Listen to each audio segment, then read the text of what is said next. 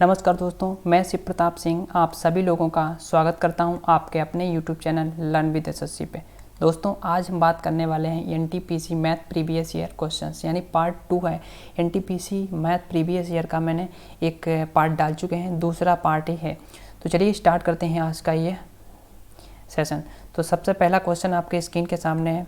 सारे questions previous year लिए हैं मैंने और बहुत ही इंटरेस्टेड, बहुत ही अच्छे हम कंसेप्ट आपको बताने वाले हैं इस वीडियो में। देखिए, बहुत ही सिंपल क्वेश्चन है, लिखा सरल कीजिए। 5.32 यानी 5.32 गुणे 556 प्लस 5.32 इंटू 44 और यहाँ पे नंबर दिया गया नीचे। तो हमें इसको सोल्व करना है। तो कैसे सोल्व करेंगे? देखो, यहाँ पे आपने देखा कि 5.32 यानी 5.32 कॉमन मिल रहा है दोनों में, हाँ कि ना। यहाँ कितना बचेगा कॉमन? अगर हम 5.32 कॉमन ले लेंगे तो यहाँ पे 56 बचेगा, और यहाँ से अगर 5.32 कॉमन चला जाएगा तो कितना बचेगा? 44, हाँ कि ना। और अगर हम यहाँ पे देखें तो ए स्क्वायर माइनस बी स्क्वायर का फार्मूला यहाँ पे बन रहा है। ए स्क्वायर माइनस बी स्क्वायर का फार्मूला क्या होता है? आप सारे लोग जानते हैं कि ए स्क्वायर प्लस बी स्क्वायर का ए स्क्वायर माइनस बी स्क्वायर का फार्मूला जो होता है ए प्लस बी होता है इंटू ए माइनस बी होता है, हाँ कि ना। तो बस हमें क्या करना है, ए की जगह 7.66 और बी की जगह 2.34 लिखना है। तो एक बार क्या करो, इन नंबरों को जोड़ो, एक बार इनको क्या कर दो, घटा दो। अगर 7.66 और 2.34 को जोड़ेंगे तो क्या आएगा? 10 बनेगा, 10 बनेगा। अगर इन दोनों को घटाएंगे तो क्या आएगा? 5 यानी 5.32 आएगा।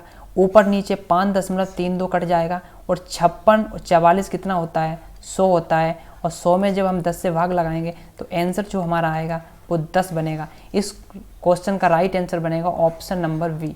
ऑप्शन नंबर वी जो होगा इस क्वेश्चन का राइट आंसर बनेगा। मैंने क्या किया, मैंने इसमें दो नंबर जैसे हैं 5.32 हैं, यहाँ पे भी है, दोनों में कॉमन मिल रहा है तो कॉमन कर लिया। हमें इसकी मल्टीप्लाई करने की ज़रूरत नहीं है, हमें जो कॉमन मिल रहा है तो कॉमन हम उनको लेंगे, ठीक है। हमें इस क्वेश्चन में कन्फ्यूज होने की ज़रूरत नहीं है कि हम इसमें मल्टीप्लाई करने लग जाएँ, ठीक है। तो यहाँ पे 5.32 कॉमन लिया और 56 और 44 सारे लोग जानते हैं कि 100 होता है। अगर यहाँ पे ए स्क्वायर माइनस बी स्क्वायर का फार्मूला लगाएंगे तो यहाँ पे एक बार इसको प्लस करेंगे, एक बार माइनस।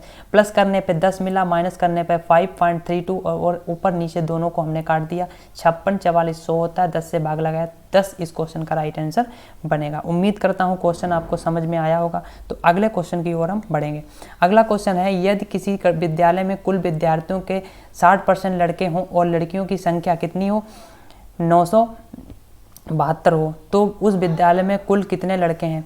तो अगर हम बात करें तो बॉयज़ एंड गर्ल दोनों क्या है? 100% है, हमने मान लिया 100 हैं, ठीक है। अगर इसमें हम बॉयज़ की बात करें तो बॉयज़ कितने हैं? बॉयज़ आपने कहा 60% क्वेश्चन में दिया गया है। अगर लड़कियों की बात करें यानी गर्ल्स की बात करें तो गर्ल्स कितनी होंगी? 40 होंगी, हाँ कि ना, 40 होंगी। अगर हम दोनों का रेशियो लें, अगर इनको दोनों का हम रेशियो लें तो 0 से 0 कट जाएगा, 0 से 0 कटेगा। अगर हम इनका रेशियो लेंगे 0 से 0 कटेगा, हाँ कि ना। 0 0 कट जाएगा, क्या आएगा? बचेगा 3:2। 3 रेशियो क्या आएगा? 2, यही तो आएगा दोनों। अगर यहाँ पे टोटल हम देखें, टोटल विद्यार्थी देखें कितने हैं, तो आप बोलेंगे 5 हैं। टोटल कितने हैं? 5 हैं, यानी एक कुल कितने हैं? कुल 5 आ गए, बिल्कुल। तो मैंने देखा कि यहाँ पे 972 संख्या दी गई है लड़कियों की, और अगर यहाँ पे लड़कियों की बात करें तो लड़कियाँ कितनी हैं? 2। 2 बराबर क्या है? 972। 2 बराबर क्या है? 972। तो पूछा गया कुल कितने लड़के हैं, कुल कितने लड़के हैं उस विद्यालय में लड़के। तो 2 बराबर अगर 972 हैं, अगर 1 बराबर निकालें, 2 चक्कू 8, 2 चक्कू 8, 1 बचा कैरी 16 हुआ, 2 8 16, 2 8 16, 2 छंग 12। अगर हम 3 की वैल्यू निकालें, अगर 1 की वैल्यू 486 निकल के आया है तो 3 की अगर वैल्यू निकालें तो 3 की मल्टीप्लाई 6 में 3 18, 2 में यूनिट डिजिट क्या है? 2 ऑप्शंस हैं, 2। ये तो ऑप्शंस क्या है देखते ही फिनिश हो गए। अगर हम बात करें 3 की 6 18, 8 कैरी 1 मिला यानी 1 हासिल लगा। 3 से 8 3 24, 24 1 25 और 2 हासिल, 4 3 12 और 12 2 14, ठीक है। तो 1458 जो होगा इस क्वेश्चन का राइट आंसर बनेगा। ऑप्शन नंबर ए जो होगा इस क्वेश्चन का राइट आंसर बनेगा। मैंने क्या किया, मैंने देखो यदि किसी विद्यालय में कुल विद्यार्थियों के 60% लड़के हैं, तो मैंने कहा कि कुल विद्यार्थी कितने मान लेते हैं 100, क्योंकि हर चीज़ क्या होती है 100% होती है। मैंने परसेंटेज पढ़ाया, परसेंटेज में मैंने बताया कि हर क्वांटिटी को आप 100 माने, यानी हर चीज़ अपने आप में क्या होती है 100% होती है। तो यहाँ पे कुल विद्यार्थी भी 100% है। अगर बॉयज़ की बात करें तो बॉयज़ यहाँ पे 60% क्वेश्चन में गिवन है, 60% है। और गर्ल्स कितनी है, तो गर्ल्स 100 से हम 60 माइनस करेंगे तो 40 बचेगा। तो अगर इन दोनों का रेशियो लें, बॉयज़ एंड गर्ल्स का जो रेशियो आएगा, बॉयज़ एंड गर्ल्स का जो रेशियो आएगा वो कितना है 3:2 है। अगर टोटल की बात करें तो 5। अगर यहाँ पे पूछा जाए विद्यालय में कुल कितने विद्यार्थी हैं, तो यहाँ पे हम 5 की वैल्यू निकाल देते हैं, हाँ कि ना। लेकिन यहाँ पे विद्यालय में कुल विद्यार्थियों की संख्या नहीं पूछा गया, यहाँ पे पूछा गया कि कुल कितने लड़के हैं और लड़कियों की संख्या दी गई है। अगर लड़कियों की संख्या दी गई है तो लड़कियों का जो रेशियो निकल के आया 2 बराबर हम 972 के बराबर कर देंगे और 1 बराबर निकालेंगे और फिर या 3 बराबर निकाल लेंगे, ठीक है। तो इस क्वेश्चन का राइट आंसर क्या बनेगा 1458 बनेगा। उम्मीद करता हूँ क्वेश्चन आपको समझ में आया होगा। तो अगले क्वेश्चन की ओर हम बढ़ेंगे। अगला क्वेश्चन है, लिखा है x बराबर 1/3y, y बराबर 1/2z, तब x y z का मान हमें निकालना है। अगर हम यहाँ पे देखें x y का रेशियो, x y का देखें, y को हम इधर यहाँ पे ट्रांसपोज करेंगे, हम डिवाइड करेंगे तो x y जो आएगा यहाँ से 1/3 आएगा, हाँ कि ना। अगर हम यहाँ पे y और z का रेशियो निकालें, y और z निकालें तो यहाँ पे 1/2 आएगा। तो आपने देखा कि दोनों में क्या कॉमन है, y कॉमन है, y कॉमन है, यहाँ पे भी y कॉमन है। तो y सेम होना चाहिए, क्योंकि दोनों जगह y है तो y सेम होना चाहिए। यहाँ पे 3 है, यहाँ पे 1 है, तो 3 को तो 1 नहीं बनाया जा सकता, बनाया जा सकता है अगर 3 से डिवाइड करें, लेकिन डिफिकल्ट पड़ जाएगा, तुम्हें समझ में नहीं आएगा। लेकिन क्या करें, यहाँ पे हम 3 से मल्टीप्लाई कर दें तब भी तो बराबर हो जाएगा। तो आप कहेंगे बिल्कुल हाँ, 3 से अगर हम मल्टीप्लाई कर दें तो यहाँ पे y जो है वो क्या हो जाएगी, बराबर हो जाएगी। आप लोग जानते होंगे कि रेशियो में अगर हम मल्टीप्लाई करते हैं या डिवाइड करते हैं तो कोई रेशियो पे फ़र्क नहीं पड़ने वाला है। तो वैसा ही यहाँ पे हमने अगर मल्टीप्लाई कर दी है तो अगर हम इसको काट दें दोनों को तो रेशियो तो वही रहेगा 1:2, लेकिन मल्टीप्लाई कर देते हैं इसलिए क्योंकि सेम बनाने के लिए। तो x बाई z का हम रेशियो निकालेंगे तो x क्या आएगा, x और y का हम रेशियो देखें तो x क्या है 1 है, y क्या है 3 है और z क्या है 6। तो 1:3:6 जो होगा इस क्वेश्चन का right answer, option number B जो होगा वो इस क्वेश्चन का राइट आंसर बनेगा, ठीक है। आई होप आपको ये क्वेश्चन समझ में आ गया होगा। बहुत ही सिंपल क्वेश्चन था। इसी प्रकार से क्वेश्चंस एग्जाम में बनते हैं, ज़्यादा टफ क्वेश्चंस नहीं बनते हैं। आपने एग्जाम दिए होंगे तो आपको मालूम होगा कि किस तरीके से क्वेश्चंस पूछे जाते हैं।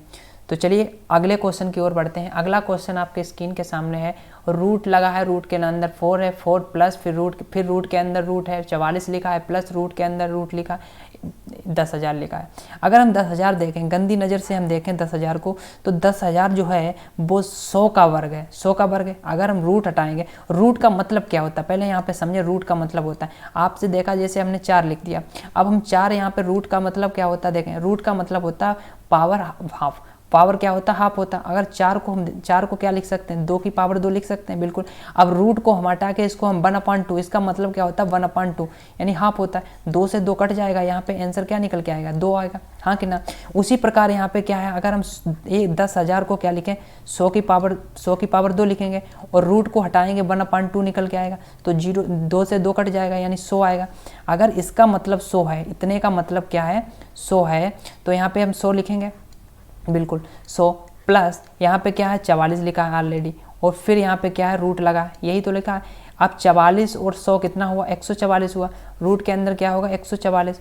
अब 144 आप लोगों को मालूम है वर्ग किसका होता है 12, तो 12 का वर्ग होता है, तो 12 निकल के आएगा, ठीक है। यहाँ से 12 निकल के आएगा, यानी इतना हम सोल्व करते हैं तो यहाँ पे हमें क्या निकल के आता है 12, और 12 प्लस 4 यहाँ पे लिखा है 4 लिखा है, और इसके ऊपर भी क्या है रूट है, तो 12 यानी 12 और 4 कितना होगा 16 होगा। 16 के ऊपर रूट है, 16 किसका वर्ग है, 16 किसका वर्गमूल है तो 4 का वर्गमूल है, ठीक है। 144 किसका वर्गमूल था 12, यानी 12 का स्क्वायर क्या होता है 144 होता है, और 4 का स्क्वायर क्या होता है 16 होता है, तो 4 का वर्ग 16, 16 का वर्गमूल 4। तो राइट आंसर बनेगा ऑप्शन नंबर सी, यानी 4 जो होगा इस क्वेश्चन का परम सत्य आंसर होगा। इस क्वेश्चन का राइट आंसर जो बनेगा option number C. I hope आपको ये क्वेश्चन समझ में आ गया होगा कि किस तरीके से मैंने सॉल्व किया इसको। फिर से समझते हैं, देखो मैंने क्या किया, मैंने इस क्वेश्चन में कुछ नहीं, बिल्कुल सिंपल है। मैंने क्या किया, देखें, हमने देखा कि यहाँ पे 10,000 है, यहाँ पे क्या है 10,000 है। 10,000 किसका स्क्वायर होता है, तो आपने कहा 100 का होता है, 100 का, यानी 10,000 का अगर वर्गमूल निकालेंगे तो क्या आएगा, 100 आएगा। और 100 और 44 ऐड करेंगे क्योंकि प्लस का साइन लगा है तो 144 हो जाएगा, हाँ कि ना, 144। अब 144 का हम रूट निकालेंगे तो यहाँ पे क्या निकल के आएगा, 12 निकल के आएगा। 12 और 4 कितना हुआ, 16। 16 का रूट निकालेंगे तो 4 जो होगा इस क्वेश्चन का राइट आंसर बनेगा। उम्मीद करता हूँ क्वेश्चन आपको समझ में आया होगा। तो अगले क्वेश्चन की ओर बढ़ते हैं। अगला क्वेश्चन है, किसी पहिए की त्रिज्या 21 सेंटीमीटर है, 924 मीटर की दूरी तय करने में इसको कितने चक्कर लगाने पड़ेंगे। पाई बराबर यानी 22/7, यानी पाई का मान आप याद कर लें अगर आपको याद नहीं है। 22/7 इसका क्या होता है, वैल्यू होता है। अगर पॉइंट में डेसिमल में बात करें तो 3.14 जो होता है इसका पाई का मान होता है। मैक्सिमम टाइम्स यही रखा जाता है, आप जब भी मेंसुरेशन पढ़ेंगे तो यही आपको मिलेगा 22/7, ठीक है। तो यहाँ पे देखें, किसी पहिया जो होता है वो इस तरीके सर्कल की तरह होता है, ठीक है। और सर्कल की जो हमें परिधि मालूम है, परिधि क्या होती है, 2πr होती है। अगर ये जो पहिया है एक चक्कर लगाएगा, सपोज यहाँ से ये जो पहिया है यहाँ पे टच कर रहा है धरती में, तो अगर ये पहिया घूमेगा इस तरीके से, जब तक मतलब इस तरीके से ये घूम के वही पॉइंट पे नहीं पहुँचेगा, यानी पूरी परिधि चलेगा, हाँ कि ना, पूरी परिधि उसको चलनी पड़ेगी। यानी 2π एक चक्कर में उसे 2πr डिस्टेंस कवर करनी पड़ेगी, तो उसे 924 मीटर डिस्टेंस क्या करनी है, कवर करनी है, हाँ कि ना। तो अगर हम बात करें एक पहिए में एक चक्कर लगाने में 2πr दूरी डिस्टेंस तय करेगी। कितने चक्कर, मैंने कहा n चक्कर, चक्कर तो मालूम ही नहीं, चक्कर तो निकालना है, तो n चक्कर लगाएगा। 924 मीटर दूरी तय करने में पहिया 2πr n टाइम्स चलेगा, तब जाकर 924 मीटर चलेगा, 24 मीटर। और मीटर को हम सेंटीमीटर में चेंज करेंगे क्योंकि सेंटीमीटर में हमारी रेडियस दी गई है। सेंटीमीटर को सेंटीमीटर में चेंज करने के लिए हम 100 से मल्टीप्लाई करेंगे, हाँ कि ना। अगर हम यहाँ पे n की वैल्यू निकालें, कैसे निकालेंगे, यहाँ पे हम 2 इंटू पाई की वैल्यू 22/7 रखेंगे, और यहाँ पे हम या r की वैल्यू 21 रखेंगे, ठीक है। और बराबर में 924 रखेंगे। 7 से काटेंगे, 7 तियाँ 21, 3 से काटेंगे, 3 तियाँ 9, 3 तियाँ 9, 0 तियाँ 24 00, यही करेंगे। 2 से काटें यहाँ पे 15 और 4 00, फिर हम काटेंगे 22 से, 21 से काटेंगे, 11 से काटेंगे, 11 दूनी 22, 11 इक्कन 11, 11 चौक 44 00, और 2 से काटेंगे 2 सत्ते, यानी 700 जो होगा इस क्वेश्चन का राइट आंसर बनेगा। ऑप्शन नंबर सी जो बी होगा इस क्वेश्चन का राइट आंसर। मैंने क्या किया, इस क्वेश्चन को देखें, मैंने कुछ नहीं किया, मैंने क्या किया है, देखो यहाँ पे हम समझते हैं मैंने क्या किया। देखें पहले यहाँ पे आपको एक पहिया है वो एक चक्कर लगाता है तो 2πr डिस्टेंस कवर करता है, ये ध्यान रखें। एक पहिया है वो एक चक्कर लगाने में 2πr डिस्टेंस तय करता है, और उसे तय कितनी करानी है, उसे 924 मीटर डिस्टेंस कवर करनी है। तो कितने चक्कर लगाने पड़ेंगे, तो हमने कहा n चक्कर लगाने पड़ेंगे, तब जाकर वो 924 मीटर डिस्टेंस कवर करेगा। लेकिन यहाँ पे मीटर में आंसर नहीं, यहाँ पे सेंटीमीटर में त्रिज्या दी गई है, तो यहाँ पे मीटर नहीं, हम सेंटीमीटर बनाएंगे। सेंटीमीटर बनाने के लिए हमें 100 से मल्टीप्लाई करनी पड़ती है। अगर हम यहाँ पे बात करें 2 पाई की वैल्यू हम रखें 22/7 इंटू आर की वैल्यू 21 इंटू n का मान हमें निकालना है, बराबर में 924 00, यही करेंगे। 11 से काटेंगे, 11 दूनी 22, 11 से काटेंगे 11 8 88, 4/11 चौक 44 00।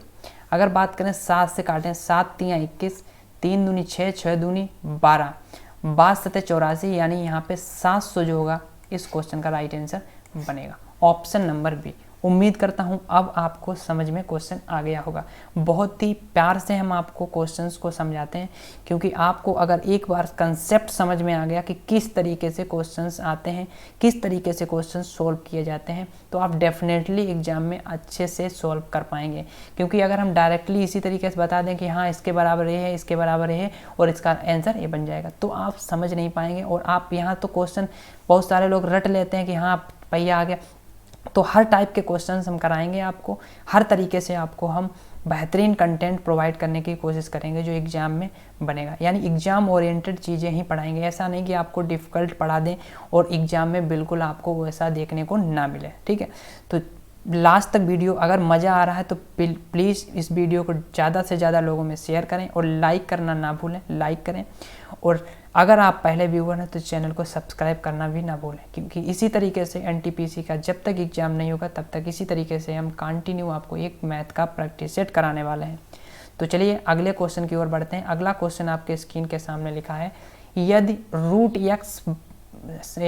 एक्स डिवाइड बाई रूट 441 यानी 441 बराबर 0.02 है, तब यक्स का मान ज्ञात करें। देखो बहुत ही सिंपल क्वेश्चन है, इसको क्या करना है देखें।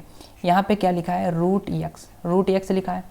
अब यहाँ पे डिवाइड में क्या लिखा है, रूट 441 बराबर, अगर हम इसको देखें 0.0102, इसको अगर हम देखें तो इसको हम क्या लिख सकते हैं, इसको हम लिख सकते हैं अगर यहाँ पे 1/50, क्योंकि 1/5 का मतलब क्या होता है, 1/5 का मतलब होता है 0.2, क्या होता है 0.2।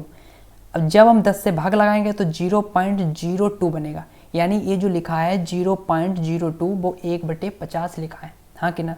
अगर हम यहाँ पे स्क्वायर करें इसका और इसका भी, यानी दोनों तरफ स्क्वायर कर दें, तो यहाँ पे इसका अंडर रूट एक्स का स्क्वायर करेंगे तो एक्स आएगा, अंडर रूट 441 का रूट स्क्वायर करेंगे तो 441 आएगा, हाँ कि ना। और अगर हम यहाँ पे स्क्वायर करते हैं 50 का, तो 50 का स्क्वायर क्या होता है, 2500 होता है, हाँ कि ना। अगर हम x की वैल्यू यहाँ से निकालें तो 441 ऊपर पहुँचेगा, 441 बटे 25 00 100 लिख सकते हैं इसको, हाँ कि ना, बिल्कुल। 25 से काटेंगे, 25 सिक्कन 25, 25 दूना 50 हो जाएगा, ज़्यादा हो जाएगा, 25 सिक्कन 25, कितना बचा, अगर 50 होता है तो 25 तो 6 कम है, यहाँ पे 19 बचेगा, 191, 25 चक्कू 100, 25 पंचे 125, 25 छंगा 150, 25 सत्ते कितना होता है, 175 होता है, 175 होता है कि ना। 191 से 175 माइनस करेंगे तो यहाँ पे 6 आएगा, यहाँ पे 8 यानी 16, तो यहाँ पे डेसिमल लगाएंगे। ठीक है, अभी डेसिमल फिलहाल नहीं लगेगा, डेसिमल तो 2 डिजिट पहले लगेगा, यानी डेसिमल तो यहाँ आने वाला है। तो अगर यहाँ आने वाला है डेसिमल 2 डिजिट पहले, तो यहाँ पे कौन से ऑप्शन में पहले लगाएं। आगे सोल्व करने की ज़रूरत नहीं है कि हम पॉइंट लगाएं फिर यहाँ 0 बढ़ाएं फिर इस तरीके से सोल्व करें। यहाँ पे आपने देखा कि ऑप्शन नंबर डी जो है इस क्वेश्चन का राइट आंसर बनेगा। और आप इस इतना भी नहीं सोल्व करना है, आपको इतना कुछ नहीं सोल्व करना है। देखें, इतना कुछ नहीं सोल्व करना है, एग्जाम में कैसे करना है देखें। देखो आपको एग्जाम में कैसे करना है वो समझते हैं, देखें कैसे सोल्व करेंगे। देखो यहाँ पे x की जब हम वैल्यू निकालेंगे, आपने देखा कि 441 ऊपर जाएगा, 441 ऊपर जाएगा, अब 100 है, यहाँ पे नीचे 00 है तो डेसिमल यहाँ पे आएगा। फिर हम 25 से अगर डिवाइड करेंगे तो 25 से डिवाइड पूरा 4 में तो जाएगा नहीं, तो 4 में नहीं जाएगा, 0 लगाएंगे, पॉइंट लगाएंगे, डेसिमल यहाँ आ जाएगा स्टार्टिंग में एक ही में है, ऑप्शन नंबर डी में है और किसी में नहीं है, यानी ए में भी नहीं है, बी में भी नहीं है, सी में नहीं है, यानी ऑप्शन नंबर डी आप इस बगैर किसी सॉल्यूशन के, बगैर किसी कैलकुलेशन के कर सकते हैं। तो ऑप्शन नंबर डी जो होगा इस क्वेश्चन का राइट आंसर बनेगा। उम्मीद करता हूँ क्वेश्चन आपको समझ में आया होगा। तो अगले क्वेश्चन की ओर हम बढ़ेंगे। अगला क्वेश्चन है, 2 क्रमागत वर्षों की मेरी आय 2:3 का अनुपात है और व्यय में 5:9 का अनुपात है। यदि मेरी आय दूसरे वर्ष में 45,000 हो और पहले वर्ष में मेरा व्यय यानी खर्च इतना हो तो दो वर्षों में कुल बचत कितनी है। आपने देखा कि दोनों की आय दी गई है, 2 वर्षों की आय दी गई, किसी बंदे की या किसी व्यक्ति की दी गई है 2 वर्षों की आय। तो अगर यहाँ पे दिया गया है मेरी आय दूसरे वर्ष यहाँ पे कितनी है 3 और यहाँ पे कितना दिया गया 45। अगर 3 बराबर 45 है, 3 बराबर 45 है, अगर यहाँ पे देखें फर्स्ट ईयर और यहाँ पे बात करें सेकेंड ईयर, अब यहाँ पे हम कुल आय देखेंगे, कुल क्या लिखेंगे, आय लिखेंगे। सेकेंड ईयर की कितनी है तो आप बोलेंगे 45,000 है, हाँ कि ना, 45,000 है। और 3 बराबर 45 है तो 1 बराबर 15,000 होगा और 2 बराबर 15 दूनी 30,000 होगा। यहाँ पे 30,000 आएगा, ठीक है। फर्स्ट ईयर में कितनी थी, 30,000 थी। अगर हम बात करें, यहाँ पे दिया है पहले वर्ष में जो मेरा खर्च है, पहले वर्ष में 5 बराबर कितना दिया गया है, 25 दिया गया, यानी 1 बराबर क्या है, 5,000। 1 बराबर 5,000, अगर हम एक बराबर 5,000 है, यहाँ पे खर्च देखते हैं। देखो यहाँ पे हम क्या लिखते हैं, खर्च लिखते हैं। देखो यहाँ पे हम खर्च लिखें तो पहले ईयर कितना है, 25। पहले ईयर कितना है, 25 है, हाँ कि ना, 25 है। तो दूसरे वर्ष में अगर हम निकालें, पहले वर्ष में 5 बराबर अगर 25 है तो 1 बराबर 5,000 होगा। 9 बराबर कितना होगा, 45। तो 45,000। अगर यहाँ पे आपने देखा कि बंदा सेकेंड ईयर में 45,000 कमाता है, 45,000 खर्च कर देता है, तो यहाँ पे सेविंग जो है यानी बचत है वो कुछ नहीं होगी बिल्कुल, क्योंकि 45,000 कमाता है, 45,000 ही खर्च कर देता है। अगर हम यहाँ पे देखें तो 30,000 कमाता है, 25,000 खर्च करता है, इसका मतलब 5,000 जो होगा वो इसका बचत होगा। यानी ये बंदा पता चलता है कि ये बहुत ज़्यादा खर्चीला है, बहुत ज़्यादा खर्च करता है ना। तो इसके 5,000 ही इसने कितने रुपए कमाए, इसने 75,000 रुपये 2 वर्ष में कमाए, लेकिन इसने 5,000 बचा पाए। ठीक है, तो इस क्वेश्चन का राइट आंसर बनेगा ऑप्शन नंबर सी जो होगा, 5,000 इस क्वेश्चन का राइट आंसर। आप इसमें क्या करना है, आप देखें, आपने क्या देखा कि दूसरे वर्ष में, वही हम कहता हूँ कि क्वेश्चन को आप अच्छे से पढ़ें, क्योंकि अगर आप क्वेश्चन को अच्छे से पढ़ लेते हैं तो डेफिनेटली आप 50% क्वेश्चन को कर पाते हैं। यानी 50% आप पढ़ने से ही सॉल्व कर देते हैं और 50% रह जाता है, और 50% आप अच्छे से कंसेप्ट आपके क्लियर हैं तो आप डेफिनेटली कर पाएंगे। तो देखें, क्वेश्चन को अच्छे से पढ़ना है। यहाँ पे लिखा है मेरी आय दूसरे वर्ष कितनी है, 45,000 है, लेकिन यहाँ पे 2 वर्षों की आय कितनी है, 2:3, यानी रेशियो दिया गया है। तो अगर हम देखें 2 वर्ष में कितना है, दूसरे वर्ष में 3 है, यहाँ पे 3 देखने को मिल रहा है। तो 3 बराबर 45 है, तो 3 से अगर काटेंगे 15 आएगा, 15,000। तो 15,000 अगर 1 बराबर है तो पहले वर्ष यानी फर्स्ट ईयर में निकालें तो 15 दूनी 30, यानी 30,000 आ गया, हाँ कि ना। अगर यहाँ पे देखें दूसरे वर्ष का जो व्यय है, पहले वर्ष का जो व्यय है, खर्च है, वो कितना है, 25,000 है। पहले वर्ष में इसमें कितना है, तो आप बोलेंगे 500 है। तो 5 बराबर अगर 25 है तो 1 बराबर 5 से डिवाइड करेंगे तो 5,000 आएगा। 9 बराबर 45,000 सेकेंड ईयर में कमाता है और 45,000 ही खर्च कर देता है। तो यहाँ पे दूसरे वर्ष में तो 0 बचत होगी, लेकिन फर्स्ट ईयर में यानी प्रथम वर्ष में वो 30,000 रुपये कमाता है और 25,000 रुपये खर्च करता है, तो वो 5,000 रुपये बचा लेता है। तो ऑप्शन नंबर सी जो होगा वो इस क्वेश्चन का राइट आंसर बनेगा। उम्मीद करता हूँ आपको 7 नंबर क्वेश्चन समझ में आ गया होगा। तो नेक्स्ट क्वेश्चन की ओर बढ़ेंगे। अगला क्वेश्चन हमारा है 8 नंबर। किसी वस्तु के मूल्य में 10% की कमी की गई, उसे घटे हुए मूल्य को मूल मूल्य पर लाने के लिए कितने % बढ़ोतरी की। यानी किसी वस्तु का मूल्य 10% घटा दिया गया और फिर उसी मूल्य पर, यानी किसी वस्तु का हम सपोज मानते हैं कि 100 रुपये था, 100 रुपये था पहले मूल मूल्य, और उसे घटा के कितना कर दिया गया, 90 कर दिया गया, और फिर उसको क्या कर दिया, कितना बढ़ाया जाए, 90 यहाँ पे 100 हो जाए। तो अगर पहले क्या किया गया, घटाया कितना गया, 10%।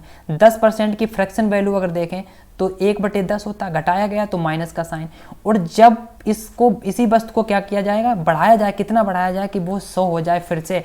तो इन क्वेश्चनों को आप बिल्कुल आसान तरीके से सोल्व कर सकते हैं विदाउट एनी यूजिंग पेन। कैसे, देखें यहाँ पे अगर हम 100 में से 10% घटाते हैं, यानी कोई मूल्य हो, यानी किसी वस्तु का कुछ भी मूल्य हो, फर्क नहीं पड़ता।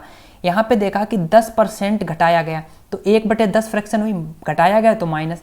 अब कितना बढ़ाया जाए कि वही मूल्य आ जाए, मूल मूल्य मिल जाए।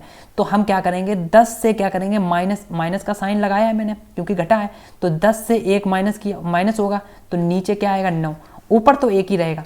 1/9 क्या करना पड़ेगा, बढ़ाना पड़ेगा। मूल्य को 1/9 हमें इंक्रीज करना पड़ेगा। 1/9 की परसेंटेज वैल्यू क्या होती है, 1/9 की परसेंटेज वैल्यू जो होती है वो क्या होती है, आपने पढ़ा होगा कि क्या होता है, 11 सही 1/9। 11 सही 1/9 जो है वो 1/9 की फ्रैक्शन वैल्यू होती है, 1/9 की फ्रैक्शन वैल्यू होती है। अगर नहीं आती है आपको तो आपको कैसे सॉल्व करना है, 1/9 में 100 से मल्टीप्लाई करनी है, 100 से मल्टीप्लाई करते ही आपके साथ एक परसेंटेज का साइन लग जाएगा। 9 से डिवाइड करेंगे, 9 1 9, 9 1 9, 1/9, यानी 11 सही 1/9 होगा इस क्वेश्चन का परम सत्य आंसर। ऑप्शन नंबर बी जो होगा इस क्वेश्चन का राइट आंसर बनेगा। उम्मीद करता हूँ आपको ये क्वेश्चन समझ में आ गया होगा। तो अगले क्वेश्चन की ओर हम बढ़ेंगे। अगला क्वेश्चन है, लिखा है सुमन एक कार्य को 3 दिन में कर सकती है और सुमति उसी कार्य को 2 दिन में कर सकती है। दोनों एक साथ मिलकर कार्य को पूरा करते हैं और उनको कुल 150 मिलते हैं। इसमें सुमन का क्या भाग होगा? देखो, कोई भी काम है, कोई भी अगर आप काम करते हैं तो आपकी क्षमता के अकॉर्डिंग आपको रुपए मिलते हैं। अगर आप 2 घंटे काम करेंगे तो आपको 2 घंटे के हिसाब से रुपए मिलेंगे। अगर 2 घंटे में आप, जैसे आपने कहा सपोज एक साड़ी पे, जैसे आपने कहा एक साड़ी आपको बनानी है, ठीक है, उस पर आपको 10 रुपये मिलते हैं। तो अगर आप 1 घंटे में 10 साड़ी बनाते हैं तो आपको 100 रुपये मिलेंगे।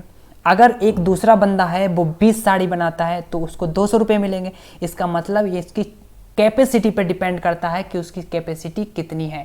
तो इस क्वेश्चन को भी उसी तरीके से आप लगाएंगे कि उसकी कैपेसिटी, ना कि दिन से। दिन अगर 3 दिन कर रहा है, 2 दिन कर रहा है, इसका मतलब इसको रुपए ज़्यादा मिलेंगे, ऐसा नहीं। तो कैपेसिटी पे रुपए बांटे जाते हैं। तो यहाँ पे अगर बात करें सुमन की हम बात करें तो यहाँ पे सुमन कितने दिन में काम करता है? तो सुमन 3 दिन में करता है। तो इसकी अगर हम क्षमता की बात करें, कैपेसिटी की बात करें, तो कैपेसिटी जो होगी उसकी क्या होगी? 1/3 होगी, क्योंकि तेज की अपोजिट होती है वो कैपेसिटी, क्षमता।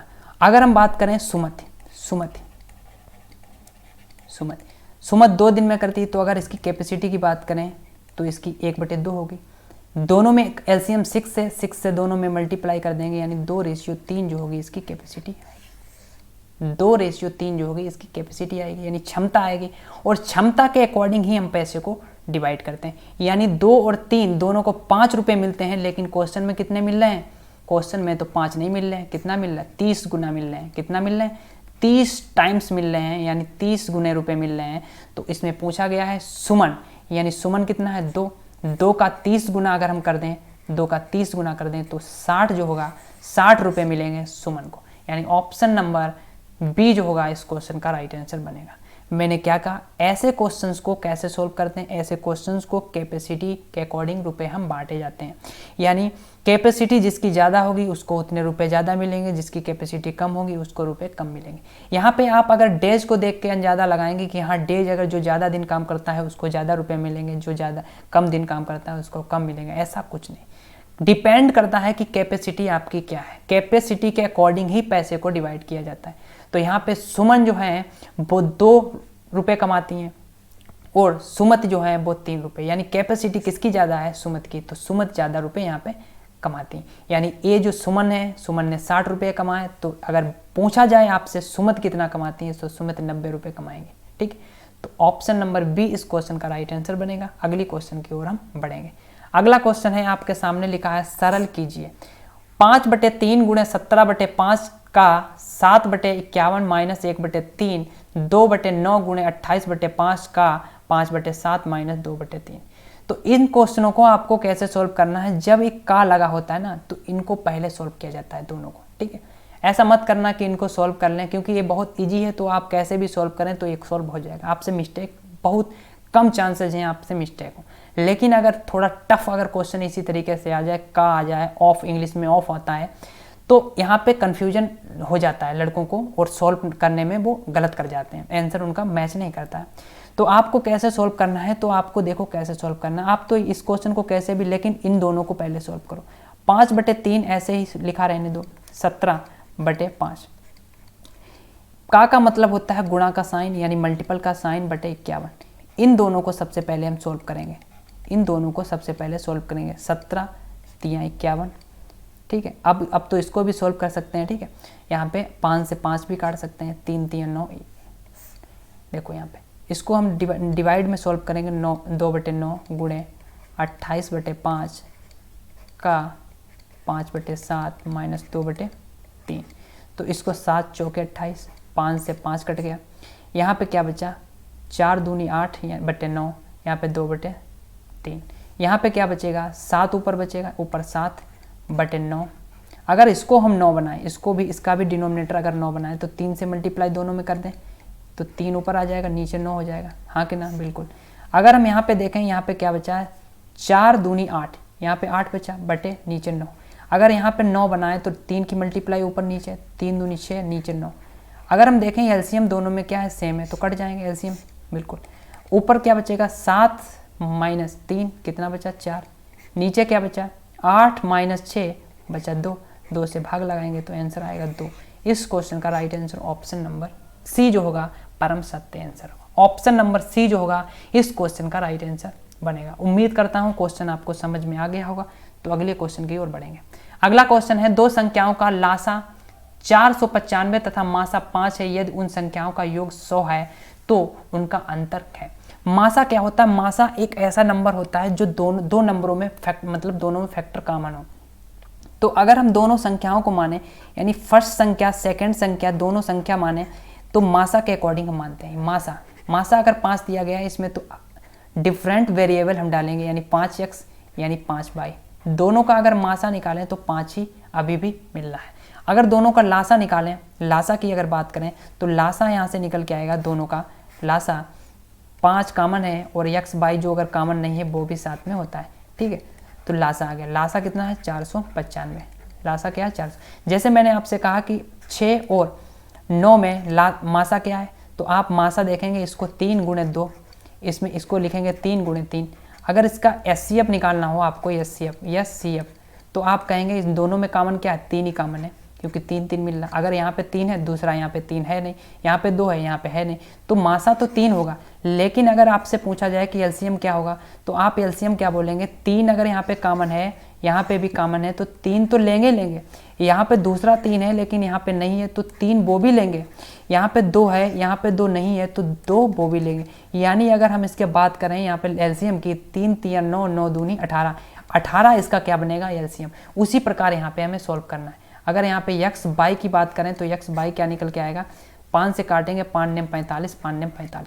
और हमें दोनों संख्या निकालनी, दोनों का अंतर। आपने देखा कि 99 क्या है, 99 के जो फैक्टर होते हैं वो 9 × 11 होते हैं, यानी दोनों क्या है, विषम नंबर है, ठीक है। तो विषम नंबर हैं, तो हम यहाँ से देख सकते हैं कि एक का यानी x का मान 9 हो सकता है, या x का मान क्या हो सकता है, 11 हो सकता है। y का मान 11 हो सकता है या 9 हो सकता है कोई।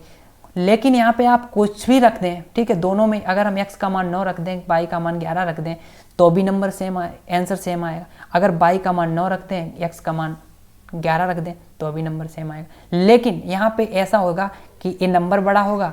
अगर हम यहाँ पे 11 रखते हैं, अगर यहाँ पे 9 रखते हैं x का मान, तो ये नंबर छोटा हो जाएगा। इतना फर्क पड़ेगा और कुछ नहीं फर्क पड़ेगा। तो यहाँ पे दिया गया है दोनों का योग, दोनों का क्या दिया गया, योग दिया गया। योग से कोई लेना देना नहीं। अगर आप इस क्वेश्चन को इस सिंपल तरीके से सॉल्व करें, देखें यहाँ पे आपने देखा कि अगर दोनों को योग देखें कितना है, यहाँ पे 20 बनेगा। 20 बराबर 100 है, 20 बराबर क्या है, 100 है, 20 बराबर 100 है। अगर हम 20 बराबर 100 है तो दोनों का अंतर निकालना है। दोनों का अंतर यानी 9 और 11 का अंतर क्या है, 2। 2 बराबर अगर निकालेंगे तो 0 0 काटने की आवश्यकता है और कुछ नहीं करने की, यानी 2 बराबर क्या आएगा, 10 आएगा। ऑप्शन नंबर ए जो होगा इस क्वेश्चन का राइट आंसर बनेगा। उम्मीद करता हूँ आपको क्वेश्चन समझ में आ गया होगा। अगर समझ में नहीं आया तो वीडियो को रिपीट करके आप इसको देख लें, ठीक है, क्योंकि टाइम बहुत ज़्यादा हो गया है, तो इसको जल्द से हम इसको फिनिश करना चाहूँगा। तो अगले क्वेश्चन की ओर बढ़ेंगे। अगला क्वेश्चन है, किसी भिन्न के अंश और हर 2:3 के अनुपात में है। यदि अंश में 6 घटाया जाए तो परिणाम वह भिन्न है जिसका मान प्रारंभिक भिन्न का इतना है। इसमें कहा गया अंश और हर में जो रेशियो दिया गया है 2:3 दिया गया, हाँ कि ना, बिल्कुल।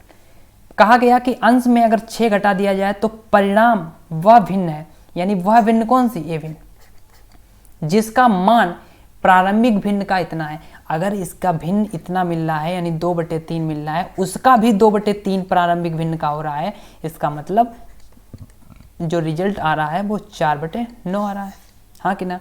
तो हमें यहाँ पे देखने को मिला कि 4/9 यहाँ पे आ गया, हाँ कि ना, बिल्कुल 4/9। यानी यहाँ पे भिन्न जो ओरिजिनल थी 2/3 थी, लेकिन 6 घटाने के बाद, अंश में 6 घटाने के बाद जो इफेक्ट पड़ा है वो रेशियो 4:9 हो गया, हाँ कि ना। अब आपने देखा कि अंश को घटाया गया ना कि हर को, लेकिन हर तो सेम होना चाहिए। अगर सेम बनाएंगे हर को तो हर क्या है, ये वाला हर है, ठीक है, ये वाला हर है यहाँ पे। तो सेम बनाएंगे, 3 3 9, यहाँ पे भी 3 की मल्टीप्लाई करेंगे, तो यहाँ पे जो रेशियो निकल के आएगा वो क्या आएगा, 6:9, और यहाँ पे क्या था, 4:9। अब जो डिनोमिनेटर था, हर था, वो सेम हो गया। देखा आपने कि 6 हर था, अंश था, और 4 बचा, क्यों, क्योंकि आपने 6 घटा दिया। लेकिन क्वेश्चन में 6 घटाया, लेकिन यहाँ पे रेशियो में आपने 2 घटाया, 2 बराबर क्या है, 6 है। तो अगर हम बात करें, यहाँ पे पूछा गया है प्रारंभिक भिन्न बताएं, भिन्न का अंश बताएं, तो भिन्न का अंश क्या है, 6 है। अब तो 6 हो गया है ना, तो 6 बनाने के लिए इसमें क्या करेंगे, 3 की मल्टीप्लाई करेंगे, तो 3 की मल्टीप्लाई इसमें भी करेंगे 3 की, तो क्या आएगा, 18 जो होगा इस क्वेश्चन का राइट आंसर बनेगा। ऑप्शन नंबर सी जो होगा इस क्वेश्चन का राइट आंसर बनेगा। अगर आप इस तरीके से ना समझ में आया हो तो आप इस तरीके से भी समझ सकते हैं, यानी 2:3 अगर हर अंश दिया गया है तो हम मानते हैं अंश क्या है, 2x है, और हर कितना है, 3x है, यही है। अगर हम इससे 6 माइनस कर दें और बराबर में हमें जो मेरी प्रारंभिक भिन्न थी उसका 2/3 बन गया है, तो आप इसको इस तरीके से सॉल्व करेंगे तो 18 ही निकल के आएगा। उम्मीद करता हूँ क्वेश्चन आपको समझ में आया होगा। तो समझ में अगर क्वेश्चन अगर आ रहे हैं आपको तो वीडियो को लाइक करें, ज़्यादा से ज़्यादा लोगों में शेयर करें। अगर पहले व्यूअर हैं तो चैनल को सब्सक्राइब जरूर कर लें, क्योंकि इसी तरीके से हम आपको एनटीपीसी का daily math previous year questions कराते हैं, जो कि प्रीवियस ईयर क्वेश्चंस के पेपरों से हम लेते हैं क्वेश्चंस को। तो चलिए अगले क्वेश्चन की ओर हम बढ़ते हैं। अगला क्वेश्चन है, यदि c + 1/c बराबर √3 है तो c की घात 3 + 1/c की घात 3 का मान क्या होगा। अगर जब भी कभी x + 1/x बराबर अगर √3 दिया गया हो और पूछ दिया जाए x की घात 3 1/x की घात 3, या किसी भी यहाँ पे वेरिएबल जो x है चेंज करके इस तरीके से अगर फॉर्मेशन बने तो इसका आंसर जो आएगा 0 बनता है। कैसे बनता है वो भी हम समझेंगे, लेकिन आपको ये ध्यान रखें, कुछ चीज़ें मैथ में होती हैं जो हमें ध्यान रखें। अब आप कहेंगे हमें रटा रहे हैं, आप कंसेप्ट नहीं बता रहे, आप हमें रटाने की कोशिश कर रहे हैं, ऐसा कुछ नहीं। कुछ ऐसी चीज़ें मैथ में होती हैं जो हमें याद करनी पड़ती हैं, आपको समझनी पड़ती हैं, दिमाग में लॉक करनी पड़ती हैं। क्योंकि अगर आप मैथ में के बादशाह बनना चाहते हैं, अगर मैथ को आप सॉल्व करना जल्दी से जल्दी करना चाहते हैं, तो आपको बहुत सारी चीज़ें आपको मैथ में ऐसे ही मतलब आपको रटी होनी चाहिए। क्योंकि हम रटा नहीं रहे, कंसेप्ट भी आपको पता होना चाहिए, लेकिन आपको रटने की भी आवश्यकता है। ऐसा नहीं कि आपको कंसेप्ट ना पता हो, रट्टा तोता हो तो बेकार, लेकिन रट्टा तोता भी हो और आप कंसेप्ट भी आपको आता हो। देखो कैसे सॉल्व करेंगे। अगर यहाँ पे लिखा है c + 1/c बराबर √3 दिया गया है, यहाँ पे पूछा गया है c की घात 3 + 1/c की घात 3, तो हमें क्या करना पड़ेगा। यहाँ पे आपने देखा कि यहाँ पे हमें क्यूब बनाना है, तो हम दोनों तरफ क्या कर देंगे, क्यूब कर देंगे, दोनों तरफ क्यूब कर देंगे। बिल्कुल, अगर क्यूब करेंगे तो यहाँ पे c की घात 3 आपको फार्मूला आना चाहिए, a + b की पावर 3 यानी होल क्यूब बराबर होता है a की घात 3 + b की घात 3 + 3ab × a + b, ठीक है, a + b, ये फार्मूला होता है, आप ध्यान रखें। और माइनस का जो फार्मूला होता है, यहाँ पे माइनस वाला, यहाँ पे माइनस, यहाँ पे माइनस, यहाँ पे हर जगह माइनस हो जाता है, बस कुछ नहीं। तो अगर हम इसको ओपन करेंगे तो 1/c की पावर 3 + 3 × c × 1/c × क्या आएगा यहाँ पे c + 1/c बराबर √3 का जो क्यूब करेंगे तो √3 × √3 यही आएगा 3 बार। तो अगर यहाँ पे देखें तो c से c कट जाएगा। इसका मान क्या है, इसका मान आपने देखा कि √3 है। अगर हम यहाँ पे √3 रखते हैं और यहाँ पे ऑलरेडी 3 है, प्लस 1/c की पावर 3 प्लस c की पावर 3 बराबर में क्या दिया गया है, √3 क्या हुआ, 3 √3 क्या कट जाएगा, तो c की पावर 3 1/c की पावर 3 क्या आएगा, 0। तो यहाँ से क्या आया है, इसका मान 0 आया है। उम्मीद करता हूँ आपको समझ में आ गया होगा कि कंसेप्ट इसके पीछे क्या था। तो चलिए अगले क्वेश्चन की ओर हम बढ़ेंगे। अगला क्वेश्चन है, यदि tan थीटा बराबर 3/4 और थीटा जो है न्यून कोण है, न्यून कोण का मतलब है जो थीटा का मान क्या हो, 90 डिग्री से क्या हो, छोटा हो, 90 डिग्री से क्या हो, छोटा हो, 90 डिग्री से छोटा हो। तो 90 डिग्री से क्या हो, इसका मान छोटा हो, वो न्यून कोण होता है। तो कोसेक थीटा का मान निकालना है। टेन थीटा क्या होता है, टेन थीटा क्या होता है देखें, देखो ये राइट एंगल ट्रायंगल, यहाँ ये होता है परपेंडिकुलर यानी लंब, परपेंडिकुलर यानी लंब, मैंने पिछली वीडियो में भी डिस्कस किया है। बेस यानी यहाँ पे ये आधार होता है, कर्ण यानी हाइपोटेनस, ठीक है। तो अगर यहाँ पे हम बात करें, एक फार्मूला मैंने बताया था लाल बटे कक्का, लाल बटे कक्का बहुत फेमस है, लाल बटे कक्का, उम्मीद करता हूँ आपको आता होगा। लंब बटे कर्ण, लंब बटे कर्ण क्या होता है, साइन थीटा, साइन थीटा। अगर यहाँ पे जो एंगल थीटा है तो साइन थीटा बराबर क्या होता है, लंब बटे कर्ण। अगर हम कास थीटा की बात करें, कास थीटा, तो कास थीटा क्या होता है, आधार बटे कर्ण। अगर हम टेन थीटा की बात करें तो टेन थीटा क्या होता है, लंब बटे आधार, यही होता है ना। और अगर हम बात करें कोसेक, तो कोसेक क्या होता है, इसका रिवर्स होता है, कोसेक क्या होता है, कर्ण बटे लंब। अगर हम बात करें तो सेक, क्योंकि कॉस का उल्टा क्या होता है, सेक थीटा होता है, इसका जो होगा के बटे ए यानी कर्ण बटे आधार। अगर टेन का उल्टा बात करें तो टेन का उल्टा कॉट होता है, कॉट का मतलब आधार बटे लंब, यही होगा। तो यहाँ पे दिया गया है टेन थीटा बराबर 3/4, इसका मतलब क्या है, टेन थीटा बराबर 3/4, लंब जो है वो क्या है यानी परपेंडिकुलर 3 है, तो बेस मिलेगा कितना, 4। तो हाइपोटेनस एक ट्रिपलेट आपको याद रखना है, तो 5 3 4, 5 3 4, अगर 3 4 मिल गए तो तीसरा जो होगा वो 5 होगा। और नहीं तो अगर आपको नहीं ट्रिपलेट याद है तो हम आपको एक फार्मूला बता रहे हैं, यानी कर्ण का स्क्वायर, एक पाइथागोरस प्रमेय बता रहे हैं, कर्ण का स्क्वायर बराबर लंब का स्क्वायर, लंब का स्क्वायर प्लस आधार, आधार का स्क्वायर, आधार का स्क्वायर। अगर हमें लंब पता है, लंब कितना है 3, 3 का स्क्वायर 9, प्लस आधार पता है, आधार 4, 4 का स्क्वायर 16 बराबर 25। अगर हम यहाँ से रूट हटाएंगे तो 25 पे रूट लग जाएगा, तो अगर 25 का वर्गमूल बात करें, स्क्वायर रूट की बात करें तो यहाँ पे 5 निकल के आएगा। तो ये जो हाइपोटेनस बनेगा 5, यहाँ पे लंब बनेगा 3, बेस बनेगा 4, ठीक है। आपको निकालना है कोसेक थीटा। कोसेक थीटा कैसे निकालेंगे, कोसेक थीटा आपको पता है कर्ण बटे लंब होता है, तो कर्ण बटे लंब यानी हाइपोटेनस अपान परपेंडिकुलर यानी 5/3 होगा इस क्वेश्चन का right answer, option number D. इतना कुछ आपको नहीं करने की जरूरत है बिल्कुल, क्योंकि आपको अगर ये कंसेप्ट फार्मूले मत पता है, आपको राइट एंगल के बारे में पता है, तो आपको बिल्कुल विद सेकंड में क्वेश्चन आ जाना चाहिए, बिल्कुल मतलब क्वेश्चन देखते ही आप क्वेश्चन को सॉल्व कर सकते हैं। यानी 3 4 यानी 3 का वर्ग 9, 4 का वर्ग 16, 9 4 16 9 25 होता है, 25 का स्क्वायर 5 निकालेंगे, 5 हम वहाँ पे जब हम हाइपोटेनस होगा, और कोसेक थीटा जो होता है हाइपोटेनस अपान परपेंडिकुलर होता है, और आप देखते ही इस क्वेश्चन को सॉल्व कर सकते हैं। उम्मीद करता हूँ आपको क्वेश्चन समझ में आया होगा। तो अगले क्वेश्चन की ओर हम बढ़ेंगे।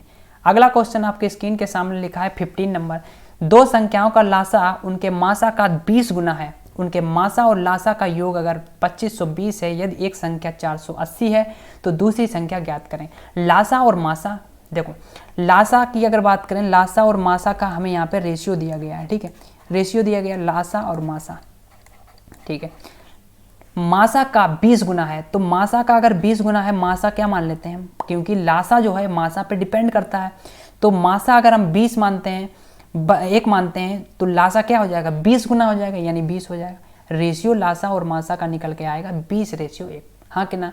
और कहा गया मासा और लासा का योग कितना है 2520 है, यहाँ पे रेशियो में कितना है, तो आप बोलेंगे 20 और 21, यानी 21 की वैल्यू कितनी दी गई है, तो आप बोलेंगे 2520 होती है।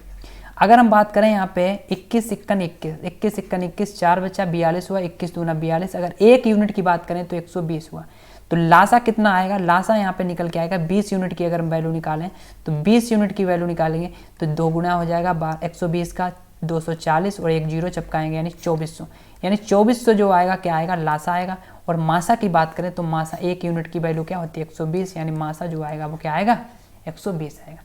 और आपसे कहा गया कि एक नंबर क्या है 480 है और दूसरा नंबर हमें निकालना है, दूसरा नंबर निकालना है। एक फार्मूला हम बचपन से पढ़ते आ रहे हैं, 10th 9th में पढ़ा होगा, होता है पहली संख्या गुणे दूसरी संख्या बराबर मासा मासा गुणे लासापा, लासापा। अगर पहली संख्या 480 दी गई है, दूसरी संख्या हमें नहीं पता है, निकालनी है, मासा हमें दिया गया है 120 है, लासा हमें पता है 2400 है, तो हम आसानी से क्या निकालेंगे, दूसरी संख्या निकालेंगे। तो अगर 0 से 0 बात करें, 0 से कट जाएगा, 12 से 5 चौक 48, 4 से काटेंगे 6 चौक 24, यानी 600 जो होगी वो इस क्वेश्चन का 600 जो होगा इस क्वेश्चन का राइट आंसर, यानी सेकंड जो नंबर होगा वो 600 होगा। ऑप्शन नंबर डी इस क्वेश्चन का परम सत्य आंसर बनेगा। उम्मीद करता हूँ आपको ये क्वेश्चन समझ में आया होगा। तो अगले क्वेश्चन की ओर बढ़ते हैं। अगला क्वेश्चन है, लिखा है 15,625 यानी 15,625 का वर्गमूल यानी स्क्वायर रूट निकालना है। तो कैसे हम निकालेंगे, देखो यहाँ पे इस तरीके से आपको दिया गया है 15,625। तो आप इस क्वेश्चन को देखते ही विद इन सेकेंड में सॉल्व कर सकते हैं, जिसके लास्ट में क्या हो 5 हो। तो इसका बहुत ही सिंपल तरीका होता है वर्ग करने का और वर्गमूल निकालने का। जैसे आपसे कहा जाए कि 25 का स्क्वायर बताएं, तो 25 का स्क्वायर क्या करेंगे, 5 का वर्ग कर दें यानी 25 होता है, और फिर क्या करें 2 के जस्ट क्या आता है 3 आता है, 3 की मल्टीप्लाई कर दें यानी 625 इसका आंसर होगा। अगर आपसे पूछा जाए 45 का स्क्वायर क्या होगा, तो 45 का स्क्वायर यानी 5 का स्क्वायर कर दें क्या होता है 25 होता है, और 4 के जस्ट आगे क्या आता है 5 आता है, 5 चौके 20 यानी 20-25 इसका आंसर होगा। ऐसे आप स्क्वायर कर सकते हैं और उसी ट्रिक के माध्यम से हम इस क्वेश्चन को भी सॉल्व करेंगे। जैसे आपने देखा 25 अगर लिखा है तो जाहिर सी बात है लास्ट में 5 आया होगा, हाँ कि ना। लेकिन यहाँ पे आपने देखा 156 है, 2 ऐसे कंजिक्यूटिव लगातार 2 नंबर ऐसे होंगे जो एक के बाद दूसरा आया होगा। यानी अगर हम इसको देखें तो यहाँ पे क्या हमें दिखने को मिलेगा, यहाँ पे क्या आया 6 आया। तो अगर हम इसको सॉल्व करें, जैसे यहाँ पे देखें, इसको हम देखें कि 14 मल्टीप्लाई करें, 14 गुणे 6 16, 14 गुणे 16 सॉरी 14 गुणे 16 एक मिनट, 156 के हम कैसे फैक्टर करेंगे, देखो 2 से अगर 4 से डिवाइड कर दो या 2 से कर दो, 2 से करो 2 7 14, 2 7 14, ठीक है, 1 बचा 2 8 16। फिर हम अगर बात करें 2 से, 2 काटेंगे, 2 3 6, 2 3 6 दूने 18, 2 3 6 दूने 18 39 हुआ। फिर हम 3 से काटेंगे, कितना आएगा 3 1 3 3 3 यानी 3 दूनी 6 6 दूनी 12, यानी 12 और 13 यहाँ पे क्या आएगा, 2 नंबर ऐसे निकल के आएंगे लगातार, क्योंकि 13 एक प्राइम नंबर है और यहाँ पे 3 दूनी 6 6 दूनी 12 यानी 12 13 निकल के आएंगे। इसका मतलब कि है यहाँ पे छोटा नंबर लेंगे, छोटा नंबर क्या है 112। इस तरीके से आप ऑप्शन की हेल्प से भी क्वेश्चन को सॉल्व कर सकते हैं। इस तरीके से इसका क्वेश्चन तो आ गया 120, इसका मतलब ऑप्शन नंबर ए होगा। आप क्वेश्चन को कैसे सॉल्व करेंगे, ऑप्शन की मदद से। ऑप्शन की मदद से देखो कैसे सॉल्व करेंगे, देखें यहाँ पे आपने देखा कि 5 तो आएगा ही आएगा, क्योंकि तीनों ऑप्शन में है, चारों ऑप्शन में है सॉरी। तो अगर हम इसमें देखें 12 के बाद 13 की मल्टीप्लाई करें, 12 के बाद 13 की मल्टीप्लाई, 13 दूनी 26 यानी 6 आएगा यूनिट डिजिट, इसमें 6 है बिल्कुल। इसमें देखें 14 के बाद कितना आएगा 15 आएगा, 15 की मल्टी 15 चौके 60 यानी 0 आएगा, यूनिट डिजिट 6 नहीं है, तो यानी ऑप्शन नंबर बी नहीं है। 22 के बाद 23 आएगा, 22 के बाद 23 आएगा, यानी 3 दूनी 6 यानी 6 हो सकता है। लेकिन आपने देखा 22 अगर 20 की मल्टीप्लाई करें, 20 ले लेते हैं, 20 ले लेते हैं तो यहाँ पे 400 बनेगा, लेकिन यहाँ पे तो 156 आना चाहिए, तो यहाँ पे बड़ा होगा। और अगर 225 का स्क्वायर नहीं है तो 332 का तो सवाल ही नहीं उठता। तो इसका मतलब ऑप्शन नंबर ए जो होगा इस क्वेश्चन का परम सत्य आंसर हो जाएगा। उम्मीद करता हूँ आपको क्वेश्चन समझ में आ गया होगा। तो इस तरीके से अगर किसी भी नंबर के लास्ट यूनिट डिजिट 5 है तो इस तरीके से आप स्क्वायर कर सकते हैं, और इसी तरीके से आप क्या कर सकते हैं, स्क्वायर रूट निकाल सकते हैं, यानी वर्गमूल निकाल सकते हैं। तो अगले क्वेश्चन की ओर बढ़ेंगे। अगला क्वेश्चन है 2 क्रमिक संख्या सम संख्याओं का गुणनफल 528 आता है, तो ये संख्याएं ज्ञात करें। तो इस क्वेश्चन को आपको हम सजेशन करेंगे कि आप ऑप्शन से करें। ऑप्शन से कैसे देखें, अगर आप देखें यहाँ पे 52 लिखा है, यहाँ पे 54 लिखा है। अगर हम इसको मान लें 50 का स्क्वायर आपको आता है बिल्कुल, अगर यहाँ पे 50 लिखा होता सपोज, दोनों का एक क्या है गुणनफल है यानी मल्टीपल है। अगर हम इसको मान लें सपोज 50 थे, तो आप आसान तरीके से कह सकते हैं तो 2500 इसका क्या होगा मल्टीपल होगा, गुणनफल होगा। लेकिन यहाँ तो बहुत कम है 500, यानी ऑप्शन नंबर बी नहीं हो सकता। अगर हम बात करें यहाँ पे 40 मान लेते हैं, तो 40 का मल्टीपल क्या होता है 1600 होता है, 1600 भी नहीं होगा, ऑप्शन नंबर ए भी फिनिश हो गया, हाँ कि ना।